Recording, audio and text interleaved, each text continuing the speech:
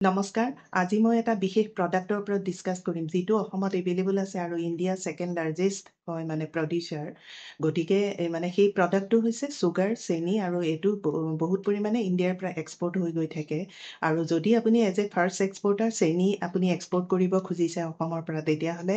এতিয়া এই ভিডিওটোত মানে গুটিখিনি ডিসকাস কৰিম কি ডকুমেন্টস লাগিব বা পেমেন্ট টাৰ্ম কিহত কাম কৰি আছে অলৰেডি এক্সপোৰ্টাৰ সকলে সেইখিনিৰ ওপৰত বা এজ এ নিউ এক্সপোৰ্টাৰ আপুনি এই প্ৰডাক্ট কেনেকুৱা ধৰণৰ আপুনি প্ৰফিট আৰ্ন কৰিব বিফোৰ এক্সপোৰ্ট আপোনালোকে এক্সপোৰ্টো কোৰ্স মানে শিকাটো দৰকাৰী আমাৰ ইনষ্টিটিউটত অসমীয়াতে শিকোৱা হয় কন্টেক্ট নম্বৰ দিয়া আছে এবাৰ শিকি লওক গতিকে এনেকুৱা ধৰণৰ প্ৰডাক্ট যেহেতু বহুত হিউজ পৰিমাণত এক্সপোৰ্ট হৈ আছে গতিকে এইটো গ্ৰেট অপৰচুনিটি আহি আছে 2024ত বহুত পৰিমাণে এক্সপোৰ্ট হৈছে গতিকে আপোনালোকে আহক এক্সপোৰ্টৰ কোৰ্সটো শিকি এনেকুৱা ধৰণৰ প্ৰডাক্টত এক্সপোৰ্ট কৰি প্ৰফিট আৰ্ন কৰক আপোনাৰ ৰেজিষ্ট্ৰেচন বা ডকুমেন্টস কি ৰিকোয়াৰ্ড হয় এতিয়া আইইসি খনটো লাগিব এইটো মেন্ডেটৰী ডকুমেন্টস আৰু আপেৰাৰ ৰেজিষ্ট্ৰেচন লাগিব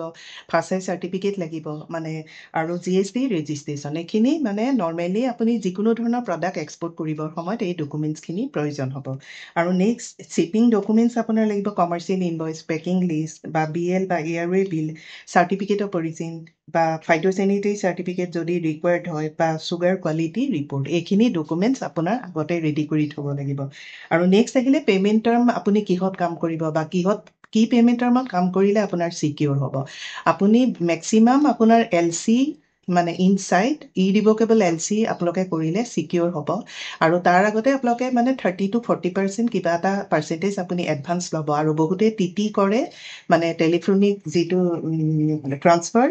এটো অফন মানে প্ৰায়ে এটো 30% এডভান্স আৰু 70% বিফোৰ ডেলিভাৰীও কৰে বা আফটাৰ বিএল কৰে কিন্তু বেছিভাগ আপোনালোকে মানে সিকিউৰ পেমেন্ট টাৰ্ম আপুনি লবলৈ চাব যে এলসিত আপোনালোকে কৰিলে যেহেতু বেংকেদি হয় এখিনি আপোনাৰ সিকিউৰ হ'ব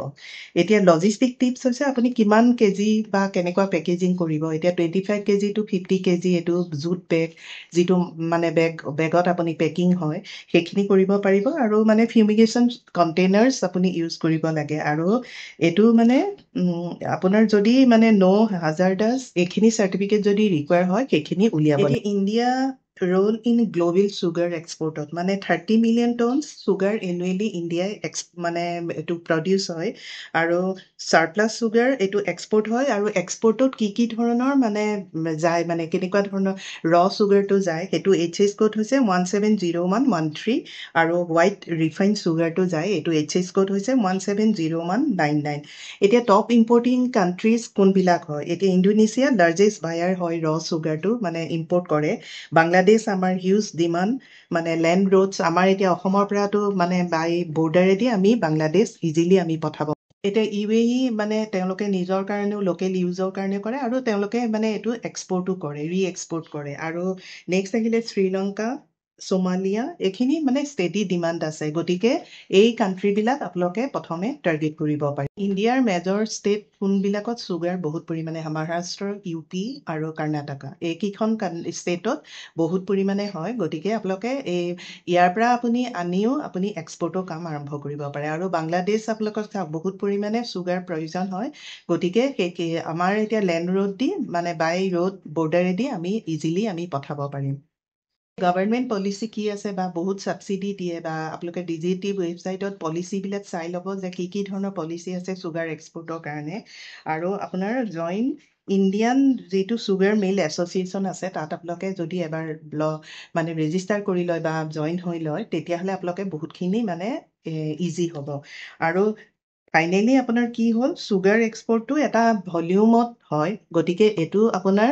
প্ৰফিটটো আপুনি আৰ্ন আছে আপোনাৰ যেহেতু অৰ্ডাৰটো বাল্কত আহিব গতিকে বাল্কত অৰ্ডাৰ আপুনি পাবলৈ হলে আপুনি বায়াৰ চোৱাটো মেইন কথা আপোনাৰ বায়াৰ্স এভেইলেবল আছে আৰু যেহেতু ইণ্ডিয়া সেকেন্ড লাৰ্জেষ্ট হয় সুগাৰ হেবিয়াত গতিকে ইন্দোনেছিয়া আপুনি বাংলাদেশ এখিনি আমাৰ বাংলাদেশ নেপাল এখিনি আমাৰ নিয়াৰেষ্ট কান্ট্ৰি হয় আৰু এখিনিলে অলৰেডি এক্সপোৰ্ট হৈ আছে গতিকে আমি এই কান্ট্ৰি বিলাকত বায়াৰ চাই মানে আমি এক্সপোৰ্টৰ কাম আৰম্ভ কৰিব পাৰিম আৰু বায়াৰ চোৱাটো মেইন কথা গতিকে আপোনালোকে এক্সপোৰ্টৰ কোৰ্সটো এবাৰ শিকাটো দৰকাৰী আমাৰ ইনষ্টিটিউটত বায়াৰ কেনেকৈ চাই হেতু স্টেপ বাই স্টেপ অনলাইন গাইডেন্স দিয়া হয় আৰু সেইমতে আপোনালোকে চালে আপোনালোকে সাকসেস হ'ব পাৰিব এতিয়া আজি ভিডিওটোত এটা সুগাৰ কেনেকৈ ক'লৈ গৈ আছে বা কোন কান্ট্ৰি ইম্পৰ্ট কৰে সেইখিনি ডকুমেন্টেশন কি সেইখিনিৰ ওপৰত আইডিয়া পালে thank you for watching this video